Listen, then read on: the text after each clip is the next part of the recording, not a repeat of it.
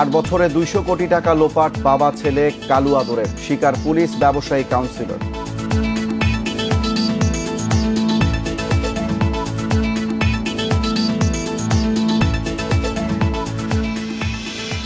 করোনায় অর্থনৈতিকভাবে বেশি ক্ষতিগ্রস্ত নারী, জাতিসংঘের বিশেষ প্রণোদনার তাগিদ প্রধানমন্ত্রীর।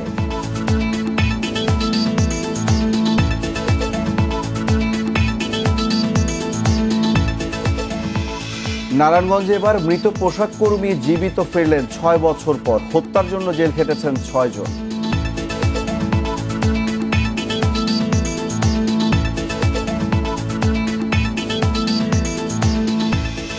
ছাত্রাবাসে ধর্ষণের ঘটনায় শিক্ষা মন্ত্রণালয়ের প্রাথমিক তদন্ত রিপোর্ট, কলেজের নিরাপত্তায় ঘাটতি।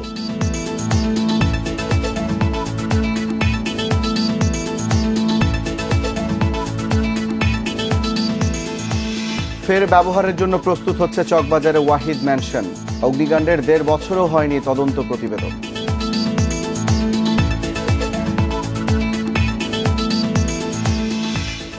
স্বাগত বিরতিহীন 1 ঘন্টার ইন্ডিপেন্ডেন্ট সংবাদে। আপনাদের সঙ্গে আছি আমি সুফি আহমেদ এবং আমি দোলা ডালরেস। পুরো খবরে যাচ্ছি। গোলাম মোহাম্মদ কালু ও গোলাম মোস্তফা আদর সম্পর্কে বাপ বেটা। মন্ত্রী, সচিব ও পুলিশ প্রধানের আত্মীয় পরিচয় দিয়ে লোক ঠকাতেন এই দুজন। তাদের প্রতারণার শিকার হয়েছেন পুলিশ কাউন্সিলর সহ ব্যবসায়ী এবং শতাধিক ব্যক্তি। এভাবে 8 বছরে 200 কোটি টাকা হাতিয়ে নিয়েছেন। তদন্তে এসব তথ্য পেয়েছে গোয়েন্দা পুলিশ।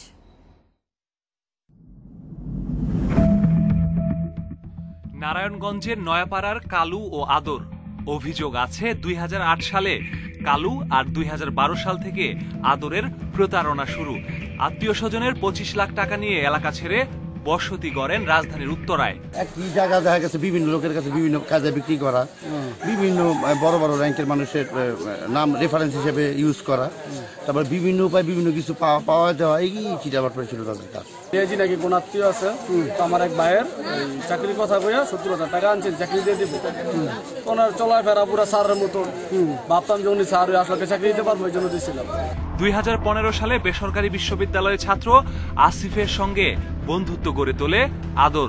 পরে আসিফকে অপহরণ করে মুক্তিপণ না পেয়ে হত্যা করে কালু ও আদর। আমরা তো চাচ্ছি যে ফাঁসি হোক, যাবজ্জীবন কারাদণ্ড, মৃত্যুর পরিবর্তে মৃত্যু চাচ্ছি।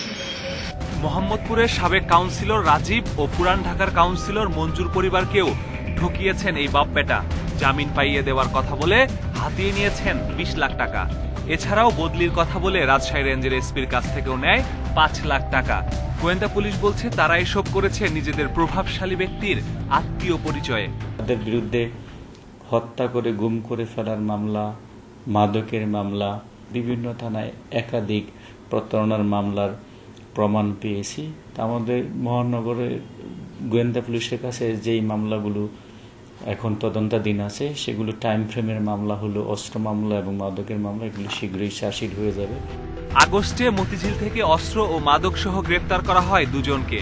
পুলিশ বলছে প্রতারণা করে অন্তত 200 কোটি টাকা কামিয়েছে কালু ও আদর, আর সবই করেছে আয়েশি জীবনযাপনের জন্য। এরা ধানমন্ডি, এরা উত্তরা, এরা গুলশানের মতো জায়গাতে খুব লাক্সারিয়াস জীবনযাপন করতেন, অথচ তাদের 2 পয়সা উপার্জন নাই, তাদের বাড়ি ঘরও নিলামে বিক্রি হয়ে যাওয়া। পুলিশ জানিয়েছে বাবা ছেলে কালু ও আদরের কোনো বৈধ আয় ছিল না, প্রতারণাই ছিল তাদের পেশা। Masudur Rahman, independent news, Dhaka. করোনায় বাংলাদেশ সহ সারা বিশ্বের নারীরা অর্থনৈতিক ও রাজনৈতিকভাবে সবচেয়ে বেশি ক্ষতিগ্রস্ত হয়েছে। তাই কোভিড পরবর্তী সময়ে নারীকে আগের অবস্থায় ফিরিয়ে নিতে কর্মক্ষেত্রে বিশেষ প্রণোদনার তাগিদ দিলেন প্রধানমন্ত্রী শেখ হাসিনা। জাতিসংঘের নারী বিষয়ক বিশ্ব সম্মেলনে সব দেশের সরকার ও রাষ্ট্রপ্রধানদের এক্ষেত্রে এগিয়ে আসার আহ্বানও জানান তিনি। জাতিসংঘের ৪র্থ নারী সম্মেলনে ভার্চুয়ালি অংশ নেন প্রধানমন্ত্রী শেখ হাসিনা। এতে বাংলাদেশের নারীর ক্ষমতায়নের নানা দিক তুলে ধরেন তিনি। জাতীয় সংসদের প্রতিনিধিত্ব সহ রাষ্ট্রের গুরুত্বপূর্ণ পদে তাদের সক্রিয় অংশগ্রহণ যে কোনো সময়ের চেয়ে বেশি বলে জানান প্রধানমন্ত্রী। সত্যকে কখনো তবে বৈশ্বিক করোনা মহামারীর কারণে বাড়ি ও কর্মক্ষেত্রে নারী বেশি ক্ষতিগ্রস্ত হয়েছে বলে জানান তিনি, আর এজন্য দেন বিশেষ প্রণোদনা দেওয়ার তাগিদ। We have much more to do The COVID-19 pandemic has particularly নারীর রাজনৈতিক ও অর্থনৈতিক ক্ষমতায়নে আমাদের আরও অনেক কিছু করার আছে। কোভিড-19 মহামারী বিশেষ করে নারীর দুর্বলতা বাড়িয়েছে। করোনা চলাকালে নারীর ওপর পারিবারিক সহিংসতা বেড়েছে, সবচেয়ে বেশি বৈষম্যের শিকারও তারা। threatening to reverse our hard-earned achievements in women empowerment. এছাড়া নারীর ক্ষমতায়নে আন্তর্জাতিক সব সূচকে বাংলাদেশের ঈর্ষণীয় সাফল্যের কথা তুলে ধরেন সরকার প্রধান। বলেন, ওয়ার্ল্ড ইকোনমিক ফোরামের তথ্যে এক্ষেত্রে বাংলাদেশ দক্ষিণ এশিয়ার মধ্যে সবচেয়ে এগিয়ে, আর বিশ্বের 149 দেশের মধ্যে অবস্থান 50তম। 20 million women are engaged in agriculture. বাংলাদেশে কৃষি, শিল্প ও পরিষেবায় অন্তত 2 কোটি নারী কাজ করছেন। পোশাক শিল্পে তাদের সংখ্যা 30 লাখেরও বেশি। 1,500-এরও বেশি নারী সেনা ও পুলিশ কর্মকর্তা জাতিসংঘের শান্তিরক্ষা মিশনে কাজ করছে। আমাদের নারীরা ক্যারিয়ারে অত্যন্ত সফল, যা আগের প্রজন্ম কখনো ভাবতে পারেনি। In UN peacekeeping operations so far, our women are breaking barriers and succeeding in careers that our previous generation could never imagine. বিশ্ব অর্থনীতি ও রাজনীতিতে নারীদের অংশগ্রহণ বাড়াতে সব ক্ষেত্রে সরকার ও রাষ্ট্রপ্রধানদের নিজ নিজ অবস্থান থেকে ভূমিকা রাখার আহ্বানও জানিয়েছেন প্রধানমন্ত্রী শেখ হাসিনা। বনি ইবনে কামাল, ইন্ডিপেন্ডেন্ট নিউজ, ঢাকা। নারায়ণগঞ্জে সেই কিশোরীর পর এবার জীবিত ফিরলেন মৃত পোশাক কর্মী মামুন। তবে এরই মধ্যে তাকে অপহরণ ও হত্যার মামলায় জেল খাটতে হয়েছে 6 জনকে। এই ঘটনায় মামুন বলছেন, বাবা মায়ের উপর অভিমান করে পালিয়ে যান তিনি। 6 বছর পর ফিরে এসে মামলার কথা জেনে আদালতে যান মীমাংসা করতে। এদিকে তদন্তে কোনো গাফিলতি আছে কিনা তা খতিয়ে দেখা হবে বলে জানিয়েছে সিআইডি। 2014 সালের 10 মে নারায়ণগঞ্জের ফতুল্লা থেকে নিখোঁজ হয়েছিলেন পোশাক কর্মী মামুন। এর 2 বছর পর তাকে অপহরণ ও হত্যার অভিযোগে মামলা করেন তার বাবা। এতে আসামি করা হয় মামুনের খালু রহমতুল্লাহ, তার ছেলে রফিক ও মেয়ে তাসলিমা সহ 6 জনকে। গ্রেপ্তারের পর রিমান্ডে নেওয়া হয় সব আসামিকে। তখনকার তদন্ত কর্মকর্তা এসআই মিজানুর রহমান 164 ধারায় জবানবন্দি নেওয়ার আবেদনে জানিয়েছিলেন, তাসলিমার সঙ্গে মামুনের প্রেম নিয়ে ছিল পারিবারিক বিরোধ। এর জেরেই মামুনকে শ্বাসরোধে হত্যার পর ফেলে দেয়া হয় শীতলক্ষা নদীতে। 2016 সালে এই মামলার দায়িত্ব দেয়া হয় সিআইডিকে। এরই মধ্যে নানা মেয়াদে কারাভোগ করেন আসামিরা, এখন আছেন জামিনে। বুধবার মামলার শুনানির সময় হঠাৎ আদালতে উপস্থিত হন মামুন। তাকে দেখে আসামিরা ক্ষুব্ধ হলে উত্তপ্ত হয়ে ওঠে পরিস্থিতি। অভিযুক্তদের দাবি, তারা ষড়যন্ত্রের শিকার, বিনা দোষে জেল খাটতে হয়েছে।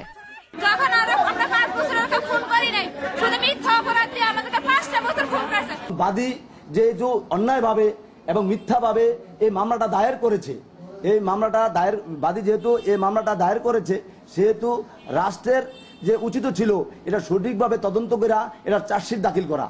এদিকে মামুন জানিয়েছেন, বাবা মার উপর অভিমান করে পালিয়ে যান তিনি।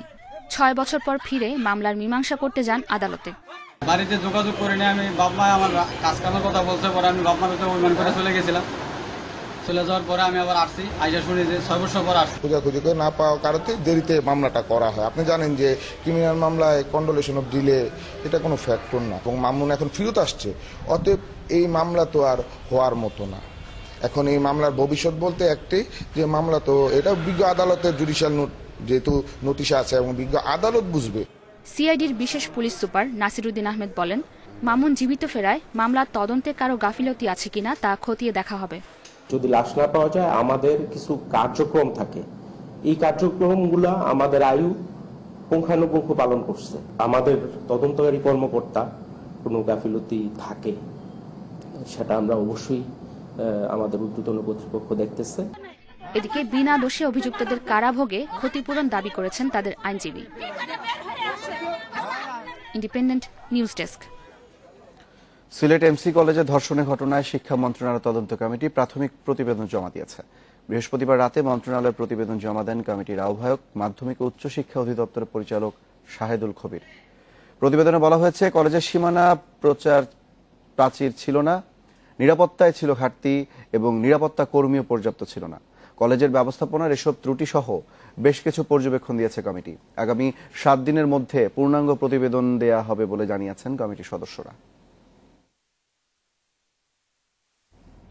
সিলেট এমসি কলেজ ছাত্রাবাসে গণধর্ষণ মামলায় 6 আসামির ডিএনএ নমুনা সংগ্রহ করা হয়েছে।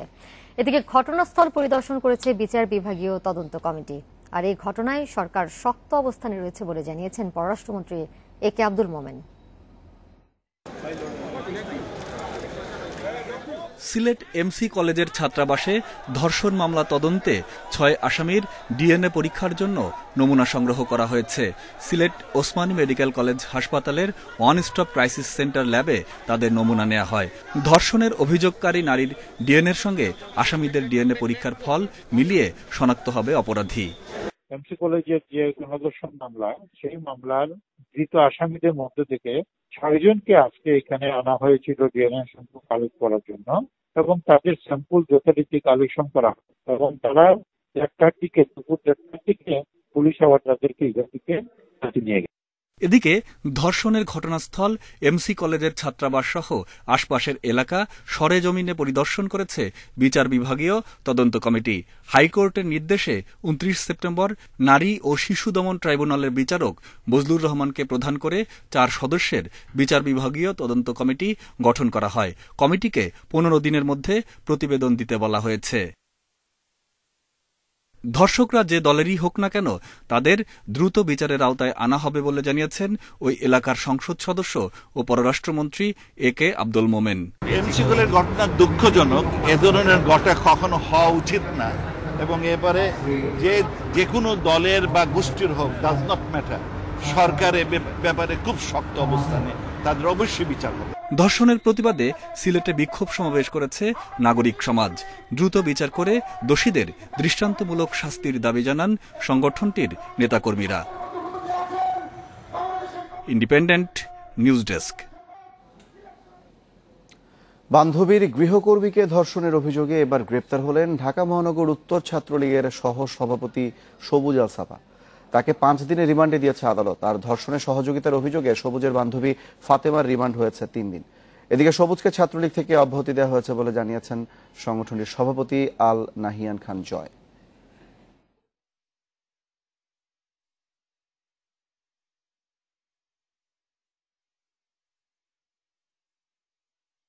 এমসি কলেজ ছাত্রাবাসে ধর্ষণের রেশ কাটতে না কাটতেই এবার একই অভিযোগে গ্রেপ্তার হলেন ঢাকা মহানগর ছাত্রলীগের নেতা সবুজ আল সাবা। 28 সেপ্টেম্বর মিরপুরের 60 ফিট এলাকার বাসায় নিয়ে বান্ধবীর গৃহকর্মীকে ধর্ষণের ঘটনায় মামলা হয়েছে তার বিরুদ্ধে। বুধবার রাতে সহযোগিতার অভিযোগে তার সঙ্গে গ্রেপ্তার হয়েছেন সেই বান্ধবী বিবি ফাতেমা ঝুমুরো। বৃহস্পতিবার সবুজ ফাতেমা দুজনকেই হাজির করা হয় আদালতে। পুলিশের আবেদনে সবুজের 5 ও ফাতেমার 3 দিনের রিমান্ড মঞ্জুর করে আদালত। মিরপুরে এই আজকে 1 নম্বর যে আসামি, এর বাসায় নিয়ে আসে 2 নম্বর আসামি, সে প্রত্যক্ষভাবে সহায়তা করে তাকে সে ধর্ষণ করতে বাধ্য করে। স্যার, এটা একটা চাঞ্চল্যকর মামলা এবং অত্যন্ত গর্হিত কাজ। তখন বিজ্ঞ আদালত সন্তুষ্ট হয়ে 1 নম্বর আসামির 5 দিনের পুলিশ রিমান্ড মঞ্জুর করেন এবং 2 নম্বর আসামির 3 দিনের পুলিশ রিমান্ড মঞ্জুর করেন, সতর্কতার সাথে জিজ্ঞাসাবাদের নির্দেশ দেন। সম্পূর্ণ একটা সাজানো ঘটনা। 10,000 টাকা ডিমান্ড করা হয়েছে, উল্টো আমার আসামি সাহাবার কাছে এটা একটা চাঁদা। 10,000 টাকা না দেওয়ার কারণেই এই মামলাটার উদ্ভব হয়েছে। এটা সম্পূর্ণ একটা সাজানো নাটক। এদিকে ছাত্রলীগ সভাপতি আল নাহিয়ান খান জয় জানিয়েছেন সবুজকে সংগঠন থেকে অব্যাহতি দেওয়া হয়েছে। অভিযোগ প্রমাণ হলে নেওয়া হবে কঠোর ব্যবস্থা। ধর্ষক সে যেই হোক, তাকে আমরা কখনোই প্রশ্রয় দিই না। আর ধর্ষকের কোনো দল নেই, এদের কোনো সংগঠন নেই। ধর্ষক এই সমাজের সবচেয়ে নিকৃষ্ট প্রাণী। সে যদি আমাদের দলের হয়, আমাদের সংগঠনের হয়, আমরা অবশ্যই ব্যবস্থা নেব। ধর্ষণের শিকার সেই গৃহকর্মী এখন রয়েছেন ঢাকা মেডিকেলের ওয়ান স্টপ সেন্টারে। বনি ইবনে কামাল, ইন্ডিপেন্ডেন্ট নিউজ, ঢাকা। দেখছেন বিরতিহীন সংবাদ। আরো যা থাকছে। প্রতারণা করে 300 কোটি টাকা লোপাট, পাওনাদার পুলিশ গেলেই নাসিম পালাতেন গোপন পথে।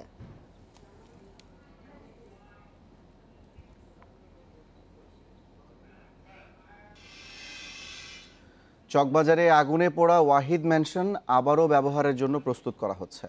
মালিক পক্ষের দাবি, সিটি কর্পোরেশনের অনুমতিতেই কাজ করছেন তারা। তবে দক্ষিণ ঢাকার মেয়র জানিয়েছেন ভবনটি সংস্কার বা ব্যবহারের কোনো অনুমতি তারা দেয়নি। এদিকে অগ্নিকাণ্ডে 1.5 বছর পার হলেও দাখিল হয়নি তদন্ত প্রতিবেদন। আগুনের পোড়ার দাগ এখনও আছে ওয়াহিদ মেনশনের দেয়ালে দেয়ালে। দোতলা থেকে চতুর্থ তলার পিলার ভীমি বলে দিচ্ছে সেদিনের ভয়াবহতার কথা। ভবনটি ঝুঁকিপূর্ণ ঘোষণা করেছে সিটি কর্পোরেশন। ব্যবহার উপযোগী কিনা জানতে কয়েক দফা পরীক্ষা করেছে বুয়েট রাজুক। তবে এর মধ্যেই সংস্কার কাজ শুরু করেছে ভবন মালিক। নিচতলার দোকানগুলোতে লেগেছে পলেস্তারা ও নতুন গেট। এর আগে সিটি কর্পোরেশনের নোটিশে বলা হয়েছিল নকশা মেনে ভবন সংস্কার করা যাবে, এরপর ব্যবহারের উপযোগী কিনা তা জানাতে হবে পরীক্ষা করে। তবে মালিক পক্ষের দাবি এখনই ব্যবহারের অনুমতি পেয়েছেন তারা। আমাদের কমার্শিয়াল বিল্ডিং আমরা কমার্শিয়াল ভাড়া দিব না, সব অনুমোদন আপনি দেখেন ওখানে লেখা আছে, ওখানে সব লেখা আছে। এই ড্রয়িং ডিজাইন অনুযায়ী কাজটা করার জন্য এবং কাজটা যখন করবে আমাদের সিটি কর্পোরেশনকে অবহিত করবে।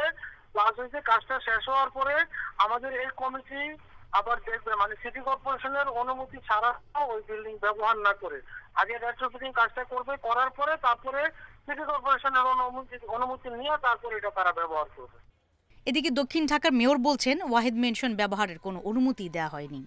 আমাদের কোনো অনুমতির তো প্রশ্ন আসে না। ইমারত নির্মাণের ব্যাপারে এখন পর্যন্ত আমাদের অনুমোদন নেওয়া হয় না, যদিও আইনে আছে আমাদের অনুমোদন লাগবে।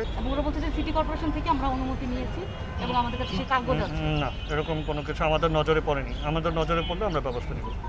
আর আগুনে ক্ষতিগ্রস্ত পরিবারগুলোর অভিযোগ মামলার কোনো অগ্রগতি নেই, পাওয়া যায়নি কোনো রকম সাহায্য সহযোগিতাও।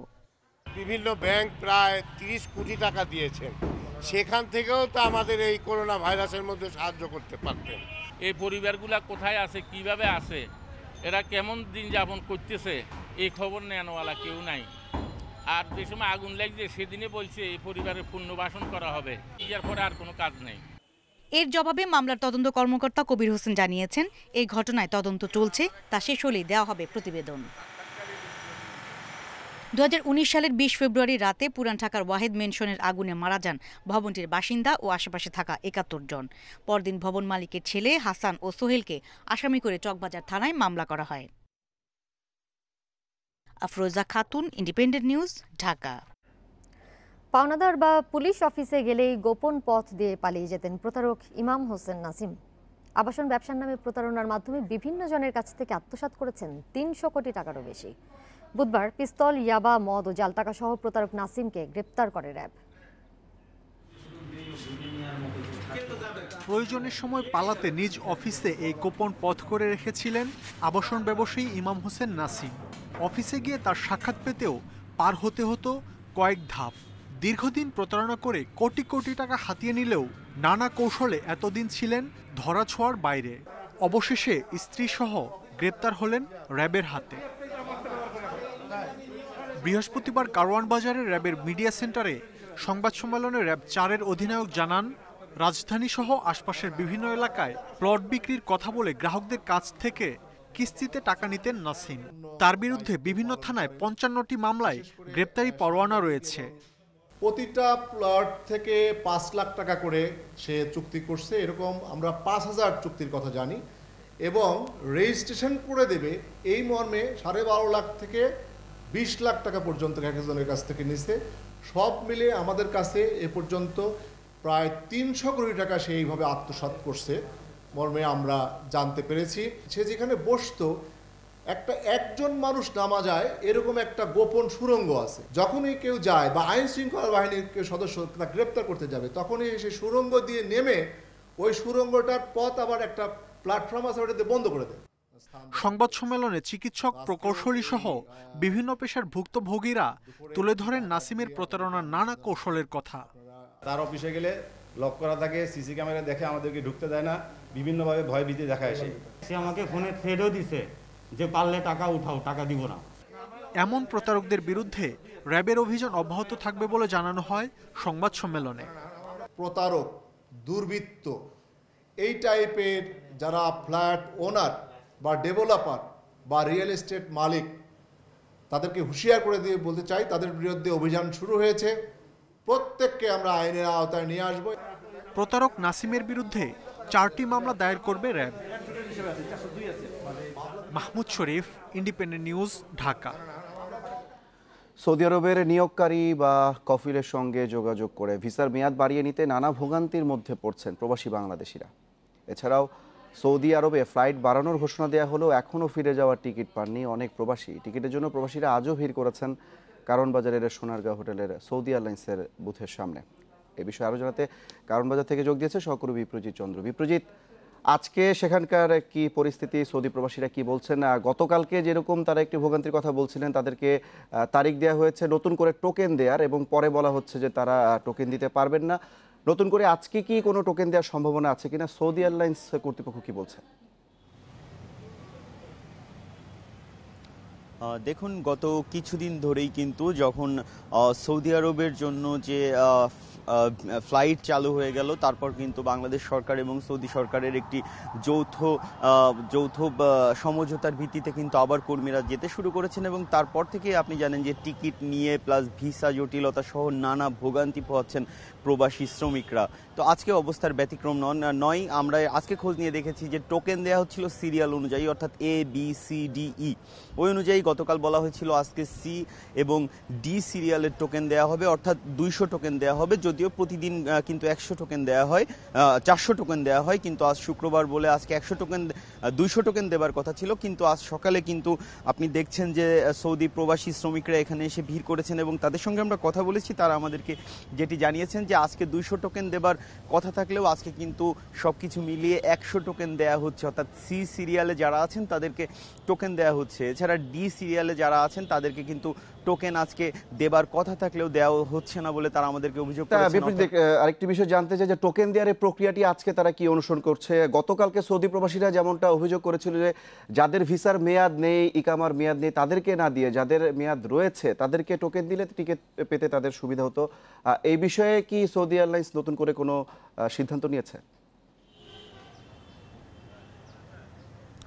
দেখুন, সৌদি এয়ারলাইন্স কিন্তু গতকাল বেশ রাত পর্যন্ত টিকিট দেওয়ার কারণে, অর্থাৎ তাদের কাউন্টারটি খোলা রাখার কারণে আজ এখন পর্যন্ত কাউন্টারটি খোলা পাওয়া যায়নি। আর কাউন্টার খোলা না থাকার কারণে সৌদি এয়ারলাইন্স সংশ্লিষ্ট কারোর সঙ্গে আমরা এখনো কথা বলতে পারিনি। তবে আমরা যেটি জানতে পেরেছি যে কাল থেকে আবার তারা 400 করে টোকেন দেবে, এবং টোকেন পাওয়া যাত্রীদেরকে অথবা ভিসার মেয়াদ থাকা যাত্রীদেরকে অগ্রাধিকার ভিত্তিতে তারা টিকিট দিবে কিনা সে জিনিসটি আজকে যদি তারা কাউন্টার যখন খুলবে তখন কিন্তু তাদের সঙ্গে আমরা কথা বলে জানতে পারবো। এ বিষয়ে আপডেট তথ্যটা কিন্তু তখনই আসলে জানা যাবে। এখন পর্যন্ত সোনারগাঁও হোটেলে যে সৌদি আরবের কাউন্টার, সৌদি এয়ারলাইন্সের কাউন্টার রয়েছে, সেখান থেকে আমার কাছে এটি ছিল সবশেষ তথ্য। গ্রিনল্যান্ড পরিবহনের বাসের চাপায় পা হারানো গাড়ি চালক রাসেল সরকারকে 3 মাসের মধ্যে আরও 20 লাখ টাকা ক্ষতিপূরণ দিতে হবে। হাইকোর্ট এক রায়ে গ্রিনল্যান্ড পরিবহনকে এই নির্দেশ দিয়েছে। বিচারপতি ফারিম নাজমুল হাসান ও বিচারপতি KM কামরুল কাদেরের বেঞ্চ রুল নিষ্পত্তি করে এই রায় দেন। এর আগে আদালতের আদেশে রাসেলকে 13 লাখ টাকা দেয় গ্রিনল্যান্ড। গ্রিনল্যান্ড পরিবহনের বাসের চাপায় পা হারানো রাসেল সরকারকে 1 কোটি টাকা ক্ষতিপূরণ দিতে গত বছরের মার্চে রুল দেয় হাইকোর্ট। একই সঙ্গে অন্তর্বর্তীকালীন আদেশে ভুক্তভোগীকে 50 লাখ টাকা দেওয়ার নির্দেশ দেওয়া হয়। 3 দফায় চিকিৎসা খরচ সহ মোট 13 লাখ টাকা রাসেলকে দেয় গ্রিনল্যান্ড কর্তৃপক্ষ। পরে আপিল বিভাগ ওই আদেশের ওপর স্থগিতাদেশ দেয়। এবছরের মার্চে রুলের চূড়ান্ত শুনানি শেষ হয়। বৃহস্পতিবার হাইকোর্টের ভার্চুয়াল বেঞ্চ রুল নিষ্পত্তি করে রায় দেন। রায়ে মানবিক দিক বিবেচনায় রাসেলকে ক্ষতিপূরণ হিসেবে 3 মাসে আরও 20 লাখ টাকা দিতে গ্রিনল্যান্ড পরিবহনকে নির্দেশ দেওয়া হয়। এই করোনা কথা বিবেচনা তারা বলেছে যেহেতু এখন বাসের ইনকাম কম, শেষ পর্যন্ত আগে পরিশোধকৃত 10 লক্ষ টাকার নগদ এবং 3,42,000 চিকিৎসা বাদ বেঁধে রেখে আগামী 3 মাসের মধ্যে 20 লক্ষ টাকা দিতে হবে।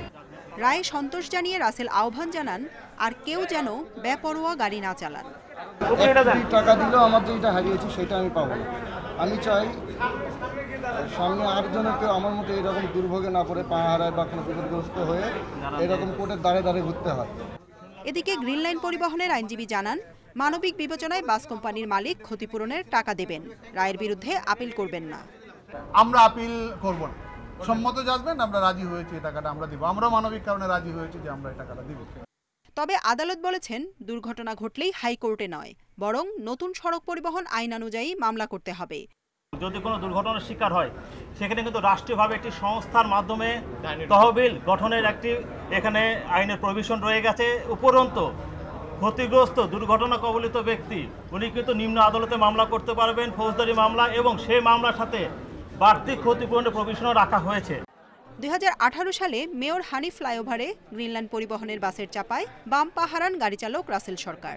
তাকে আইনি সহায়তা দিতে রিট করেন সুপ্রিম কোর্টের আইনজীবী উম্মে কুলসুম স্মৃতি। জান্নাতুল ফেরদাউস তানভি, ইন্ডিপেন্ডেন্ট নিউজ, ঢাকা।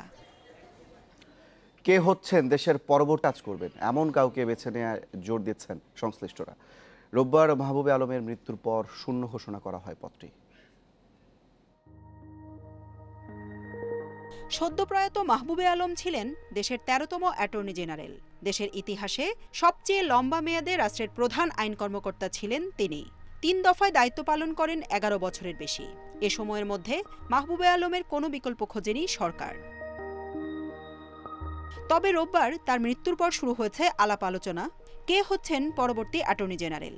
আর এক্ষেত্রে শোনা যাচ্ছে 3 অতিরিক্ত অ্যাটর্নি জেনারেল মুরাদ রেজা, মমতাজউদ্দিন ফকির ও এস.এম. মুনিরের নাম।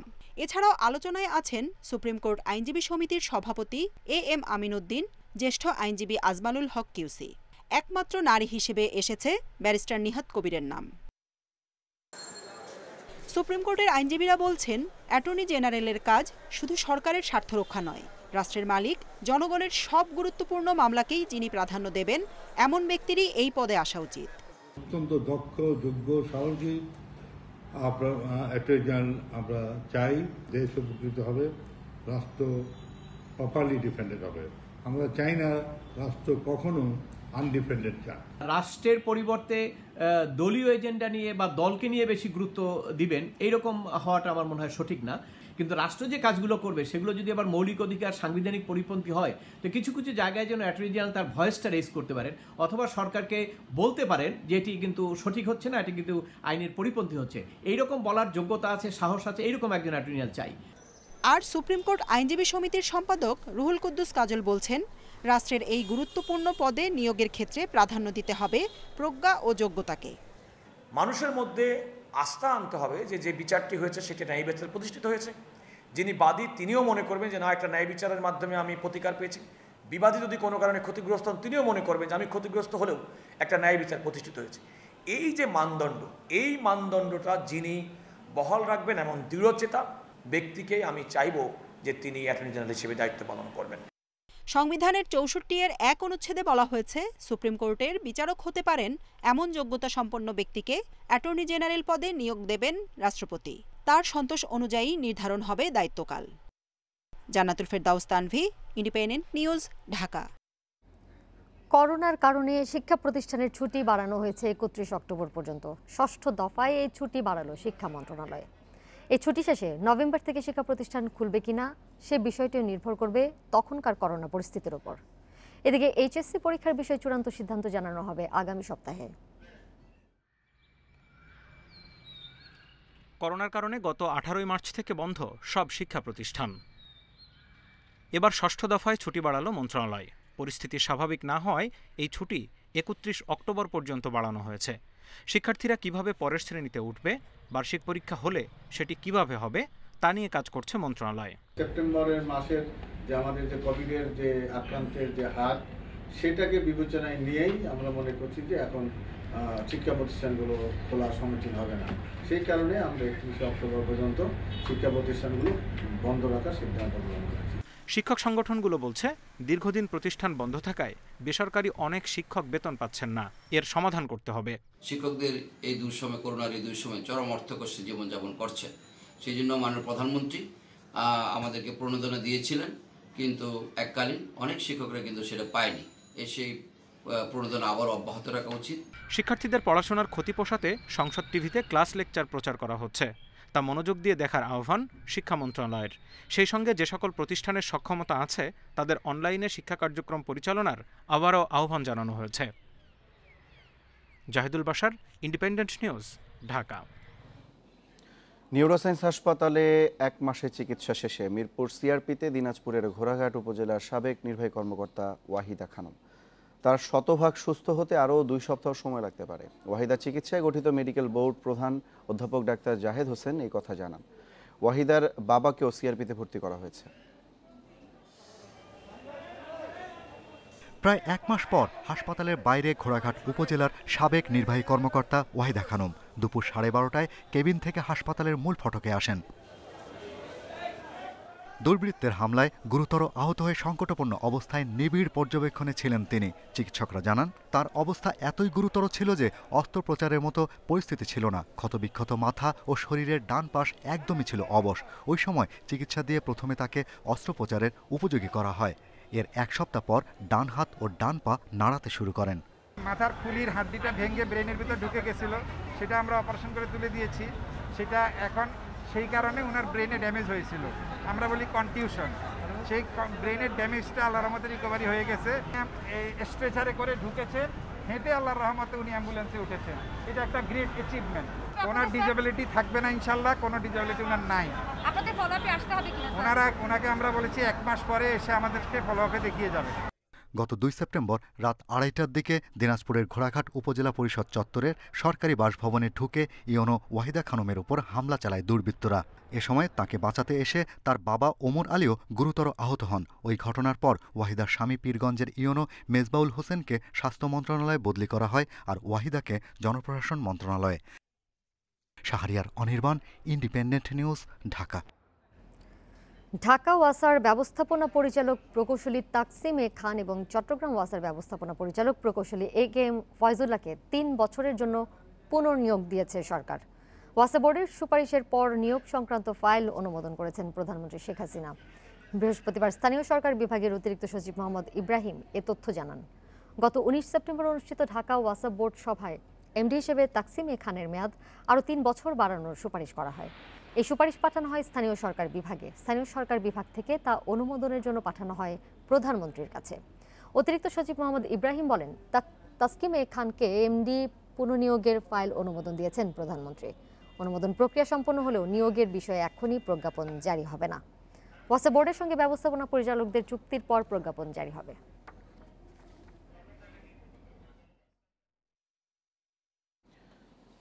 মিলগেটে সরকারের বেঁধে দেওয়া দামে বিক্রি হলো, খুচরা বাজারে এখনও কমেনি চালের দাম। আগের বেশি দামে কেনার অজুহাত দিচ্ছেন বিক্রেতারা। এদিকে খুচরা বাজারেও কয়েকদিনের মধ্যে দাম নির্ধারণ করা হবে বলে জানিয়েছে কৃষি বিপণন অধিদপ্তর। নির্ধারিত দাম না মানলে ব্যবস্থা নেওয়ার হুঁশিয়ারিও অধিদপ্তরের। অস্থির বাজার নিয়ন্ত্রণে মঙ্গলবার ব্যবসায়ীদের সঙ্গে বৈঠকে মিলগেটে চালের দাম নির্ধারণ করে দেয় খাদ্য মন্ত্রণালয়। বৃহস্পতিবার নওগাঁর চালের মোকামে সরকারি দরে চাল বিক্রি হতে দেখা যায়। সরু মিনিকেট চাল 51 টাকা 50 পয়সা ও মোটা চাল 45 টাকা হিসেবে কেনেন পাইকারি ব্যবসায়ীরা। মিনিকেট আপনার 2500 থেকে 2600 টাকা 50 কেজির বস্তা আমরা বেচাকেনা করছি। আমরা যারা সাধারণ আছি তাদের চাইতে অবশ্যই ভালো কিছু বুঝে হয়তো এই দামটা নির্ধারণ করেছে। তো আমরা সরকারের এই দামকে আমরা সাধুবাদ জানাই। মিলগেটে দাম কমলেও কোনো প্রভাব নেই রাজধানী খুচরা বাজারে। মিনিকেট চাল বিক্রি হচ্ছে প্রতি কেজি 56 থেকে 60 টাকা কেজি দরে। 28 জাতের চালের কেজি 47 থেকে 50 টাকা। আগের বেশি দামে কেনার কথা বলছেন বিক্রেতারা। চাউলটা তো আগের থেকে কিছু বাড়তি, কথা বলছেন। এখন মিনিকেটটা যে বোধহয় 56 টাকা কেজি ধরছে। এদিকে খুচরা বাজারে চালের দাম নির্ধারণে কাজ চলছে বলে জানাচ্ছে কৃষি পণ্যের দাম নির্ধারণকারী সরকারি সংস্থা কৃষি বিপণন অধিদপ্তর। মন্ত্রণালয়ের অনুমোদন হলে যৌক্তিক দাম নিশ্চিত করতে বাজারে অভিযান চালানো হবে বলেও জানান সংস্থাটির মহাপরিচালক। আমাদের মার্কেটিং ডিপার্টমেন্টকে বলা হলো যে আপনারা এটা পাইকারি এবং খুচরা দামটা নির্ধারণ করে দেবেন। এই নির্দেশনাটা আমরা পাওয়ার পরে আমরা একটা ফর্মুলা ইতিমধ্যে বের করেছি আমরা কিভাবে নির্ধারণ করব, এবং সেই ফর্মুলাটা অনুমোদনের জন্য আমরা কৃষি মন্ত্রণালয়ে আমরা পাঠিয়েছি। আমরা অনুমোদন পেলে ওই ফর্মুলার উপর ভিত্তি করে আমরা বলে দিব। মিলগেট থেকে কেনা চাল বাজারে আসলে কয়েকদিনে দাম কমে বলেও আশা কৃষি বিপণন অধিদপ্তরের। Shahid Ahmed, independent news, Dhaka. এদিকে বাজারে বেড়েছে ডিম, আমদানি করা পেঁয়াজ সহ কিছু পণ্যের দাম। রাজধানীর কারওয়ান বাজার থেকে বর্তমান অবস্থা জানাবেন সহকর্মী শাহিদ আহমেদ। শাহিদ, আজকে বাজারের নিত্যপণ্যের দাম দর কেমন দেখছেন? মন্ত্রী কিন্তু বেঁধে দিয়েছেন চালের দাম, সেই ক্ষেত্রে আসলে খুচরা বাজারের প্রভাব কতটা পড়েছে, কি চিত্র দেখতে পাচ্ছেন?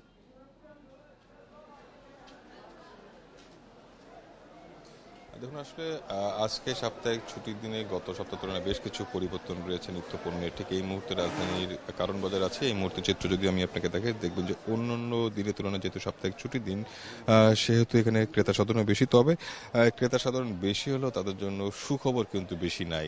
সেক্ষেত্রে প্রথমে আপনি যেটা জানতে চেয়েছিলেন যে মন্ত্রী বেঁধে দেওয়ার পরে খাদ্য মন্ত্রণালয় কিন্তু 2575 এবং 2350 টাকা যে মোটা এবং সরু চালের দাম নির্ধারণ করে দিয়েছে শুধুমাত্র মিল গেটে, অর্থাৎ ঢাকার বাইরে যে পাইকারি মোকামটা আছে মোকাম থেকে এই দামে ব্যবসায়ীরা কিনতে পারবেন, তারপরে ব্যবসায়ীদের হাত করে এটা খুচরা বাজারে আসবে। কিন্তু এটা কমালো কোন রাজধানীর খুচরা বাজারে তার কোনো প্রভাব নাই এবং এখনও সে আগের দামে চালটা বিক্রি হচ্ছে। যদি দামটা আপনাকে বলি মিনিকেট 56 থেকে 60 টাকা, 8000 চাল 48 থেকে 50 টাকা কেজিতে বিক্রি হচ্ছে।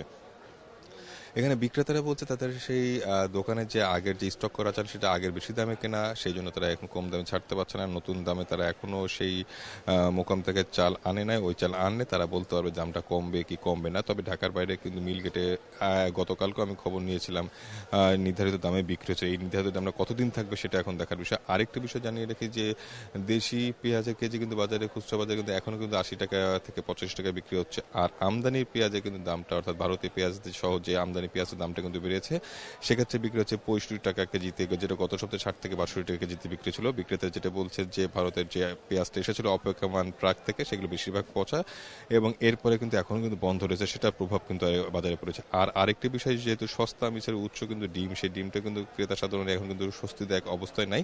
ডিমটাও কিন্তু ডজনে প্রায় 5 টাকা বেড়েছে, অর্থাৎ প্রতি ডজন বিক্রি হচ্ছে 110 টাকা। অর্থাৎ বাজারের সবচেয়ে যে প্রচলিত অর্থাৎ যে ব্রয়লার মুরগির ডিমটা সেটা কিন্তু বিক্রি হচ্ছে। আর দেশি মুরগির ডিম কিন্তু আরও বেশি দামে বিক্রি হচ্ছে এবং হাঁসের ডিম তো আরও বেশি দামে বিক্রি হচ্ছে। আর সবজির বিষয়টা যদি আপনাকে বলা হয় সেক্ষেত্রে আপনি শীতকালীন বা গ্রীষ্মকালীন যে কোনো সবজি 60 টাকার নিচে কিন্তু আসলে কিনতে পাচ্ছেন না এখানে ক্রেতারা। তবে যেখানে যারা ভোক্তা সাধারণ কয়েকজনের সাথে কথা হয়েছে তারা যেটা বলছে এমনি করোনার সময় মানুষ আর্থিকভাবে একটু নাজুক অবস্থা রয়েছে, সেক্ষেত্রে দ্রব্যমূল্যের ঊর্ধ্বগতি তাদেরকে আরও বেশি না বিশ্বাসের পরিস্থিতির মধ্যে ফেলছে। সেই স্বস্তিদায়ক অবস্থা যদি ক্রেতা সাধারণকে দেওয়া হয় সেক্ষেত্রে বাজারে যথাযথ তদারকিটা বাড়ানোর দাবি, বিশেষ করে ক্রেতা স্বার্থে যারা কাজ করে ভোক্তা অধিকার সংরক্ষণ অধিদপ্তর সহ কৃষি পণ্য দাম নির্ধারণকারী কৃষি বিপণন অধিদপ্তর সহ যেসব সংস্থা আছে তাদেরকে আরও বেশি কার্যকর।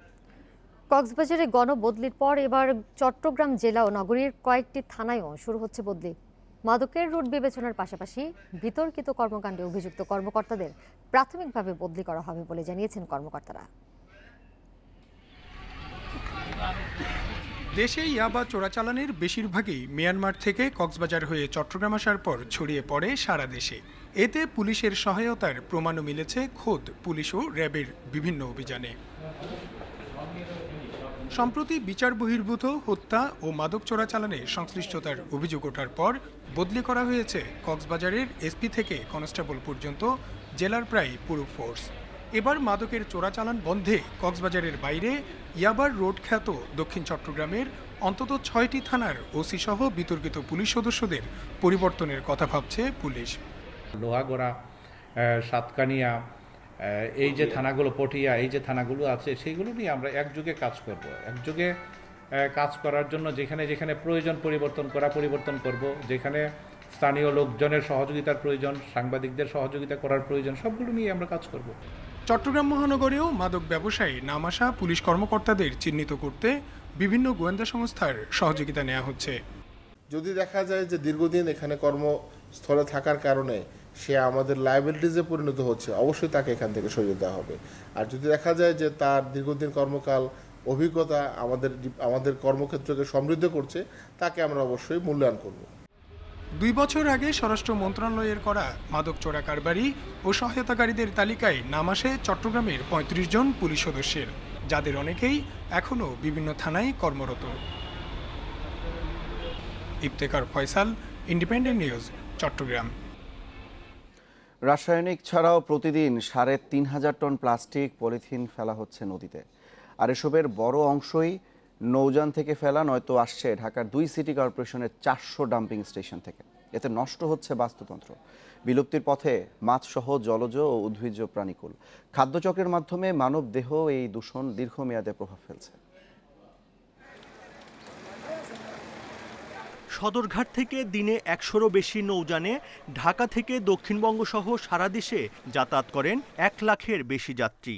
যাত্রাপথে চিপস বিস্কুটের প্যাকেট থেকে শুরু করে পানির বোতল ও ওয়ান টাইম নানা সামগ্রী ফেলা হচ্ছে নদীতে। এসব সংরক্ষণে কিছু নৌযানে আলাদা বিন থাকলেও তা ব্যবহার হয় না। প্লাস্টিক সামগ্রী নদীতে ফেলা বন্ধে সভা করা হলেও নৌযান মালিকেরা তা মানছেন না। ইতিমধ্যে আমরা সমস্ত নৌযান মালিকের সাথে আলোচনা করেছি, ওনারা আমাদের সাথে একমত। প্রাইভেট সংস্থার মাধ্যমে আবর্জনা বা বর্জ্য সংগ্রহ করে তা ফেলে দেওয়ার ব্যবস্থা করে পারি নির্ধারিত স্থানে, তাতে তারা আমাদের সাথে সহযোগিতা করবেন। নিত্যপণ্যের এসব বর্জ্যের পাশাপাশি নদী বিপন্ন করছে প্লাস্টিক কারখানাগুলোর দূষণও। ঢাকার চারপাশের নদীতে এখন মাছ নয়, পাওয়া যায় প্লাস্টিকের ক্ষুদ্র দানা। ইসলামবাগের এই প্লাস্টিক কারখানা থেকে প্রতিদিন কয়েকশো টন এ ধরনের প্লাস্টিক ধোয়া হচ্ছে বুড়িগঙ্গার উন্মুক্ত জায়গায়। প্রতিদিন হাজার রকমের পলিথিন প্লাস্টিকের যৌগ মিশছে পানিতে। এ দূষণের প্রভাব সরাসরি পড়ছে নদীর প্রাণ প্রকৃতিতে। এই প্লাস্টিকগুলো ব্যবহার করে এই বর্জ্য হিসেবে আমরা পরিবেশে এগুলাকে থ্রো করছি।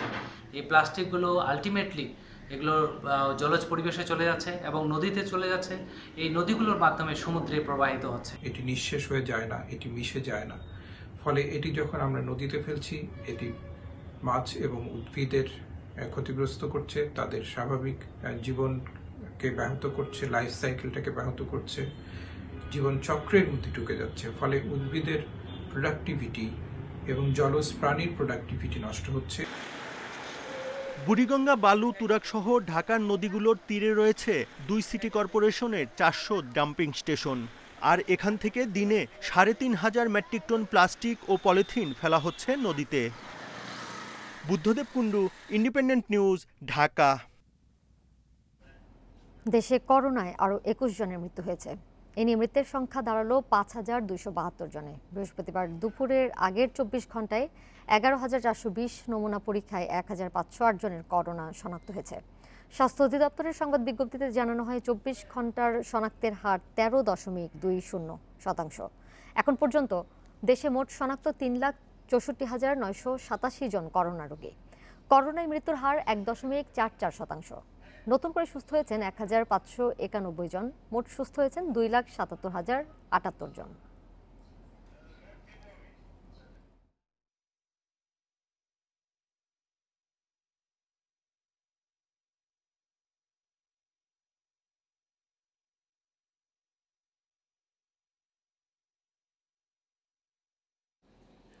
কুষ্টিয়ার দৌলতপুরে ঋণের কিস্তি আদায়ের সময় গ্রামীণ ব্যাংকের এক সুপারভাইজারকে গলা কেটে হত্যার অভিযোগ উঠেছে। বৃহস্পতিবার রাতে ফিলিপনগর ও দফাদার পাড়া গ্রামের একটি বাড়ির টয়লেট থেকে সুপারভাইজার নুরুজ্জামানের মরদেহ উদ্ধার করে পুলিশ। পুলিশ জানায়, বৃহস্পতিবার সকালে নুরুজ্জামান কিস্তি আদায়ের জন্য দফাদার পাড়া ১২ নম্বর কেন্দ্রে যান। সেখানে মমিন দফাদারের স্ত্রী হীরা খাতুনের সঙ্গে কিস্তির টাকা আদায় নিয়ে কথা কাটাকাটি হয়। এক পর্যায়ে মমিন দফাদার নুরুজ্জামানকে গলা কেটে হত্যা করে টয়লেটে ফেলে রেখে বাড়িতে তালা ঝুলিয়ে পালিয়ে যায়। এদিকে খোঁজাখুঁজির পর নুরুজ্জামানকে না পেয়ে স্বজনরা থানায় খবর দিলে মরদেহ উদ্ধার করে পুলিশ।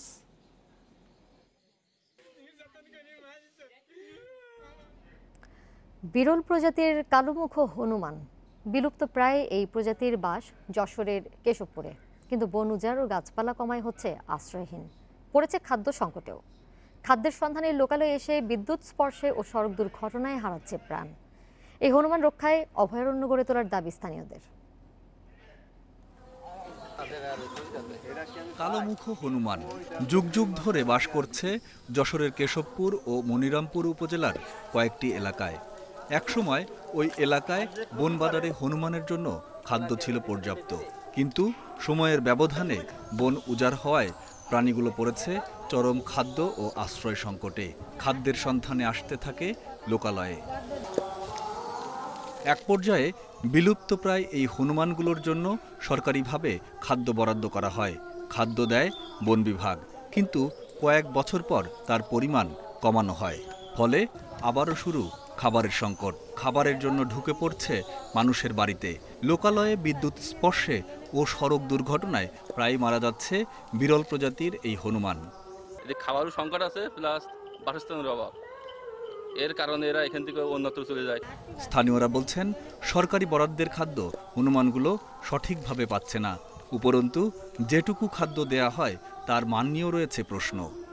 হনুমানের খাবারগুলো এখন মানুষের পেটে বেশি যাচ্ছে, আর প্রশাসনিকভাবে হনুমানের যে খাবার দেওয়ার কথা আমরা এলাকাবাসী হিসেবে যেটা দেখি, হনুমান ওইভাবে খাবার পাচ্ছে না। এ নিয়ে কথা বলতে রাজি হননি বন সংরক্ষক। তবে খাদ্য সংকটের কথা স্বীকার করেন বন বিভাগের কর্মচারীরা। খাবার সংখ্যা হইতে যে ওই গড়ে মিলিয়ে 48-42 কেজি, এই খাবার খেতে হবে না হনুমানে। সময়োপযোগী প্রকল্প গ্রহণের মাধ্যমেই কেবল কালোমুখ হনুমানকে বিলুপ্তি থেকে রক্ষা করা সম্ভব বলে মনে করেন কেশবপুর পৌরসভার মেয়র। খাদ্য সহ তাদের অভয়াশ্রম তৈরি, তারপরে পর্যাপ্ত পরিমাণ ফলজ এবং ফলজ গাছ লাগানো, বনভূমি তৈরি করা, তাহলে তাদের বিলুপ্তির হাত থেকে তাদেরকে রক্ষা করে। কেশবপুরে বর্তমানে 450-র মতো কালোমুখ হনুমান রয়েছে। গত 6 মাসে কেবল বিদ্যুৎ স্পর্শে মারা গেছে 9টি হনুমান। Independent news desk. 24 ঘন্টায় বিশ্বে করোনায় 5,500 মানুষের মৃত্যু হয়েছে। এ নিয়ে মোট প্রাণহানি ছাড়িয়েছে 10,23,000। নতুন শনাক্ত 3,15,000 রোগী সহ মোট আক্রান্ত 3,44,00,000-এর বেশি। ভারতে একদিনে মারা গেছেন প্রায় 1100 জন। এ নিয়ে দেশটিতে মোট প্রাণহানি প্রায় 1 লাখ ছুঁয়েছে। 24 ঘন্টায় ভারতে শনাক্ত হয়েছে 81,000-এর বেশি। যুক্তরাষ্ট্রে নতুন করে মৃত্যু হয়েছে 900-র বেশি মানুষের। এ পর্যন্ত সেখানে মারা গেছেন 2,12,500-এর বেশি মানুষ। নতুন 47,000 শনাক্ত নিয়ে যুক্তরাষ্ট্রের মোট আক্রান্ত প্রায় 75 লাখ। ব্রাজিলে নতুন 805 জনের প্রাণহানি নিয়ে মোট মৃত্যু ছাড়িয়েছে 1,44,000। দেশটিতে নতুন করে সংক্রমিত হয়েছে 35,000-এর বেশি মানুষ। যুক্তরাজ্যের আরও 4টি এলাকায় কঠোর বিধিনিষেধ আরোপ করেছে ব্রিটেন সরকার। হাঙ্গেরিতে বাড়ানো হয়েছে সীমান্তে নিষেধাজ্ঞার মেয়াদ।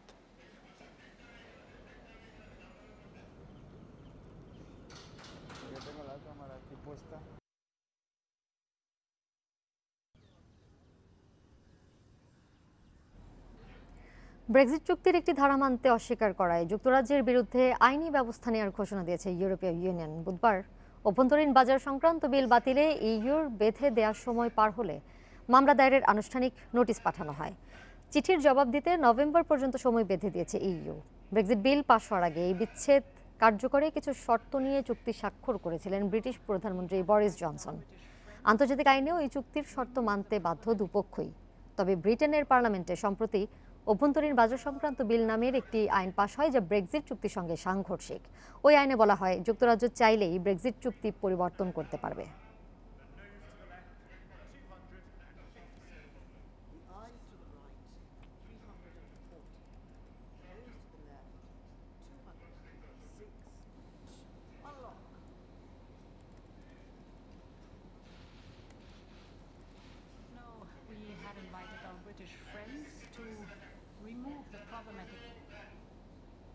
এর সাথে শেষ করছে বিরতিহীন 1 ঘন্টার সংবাদ। ইন্ডিপেন্ডেন্ট টেলিভিশনের সব খবর আরো বিস্তারিত জানতে চোখ রাখুন ফেসবুক, ইউটিউব, টুইটারে। এতক্ষণ সাথে থাকার জন্য ধন্যবাদ সবাইকে।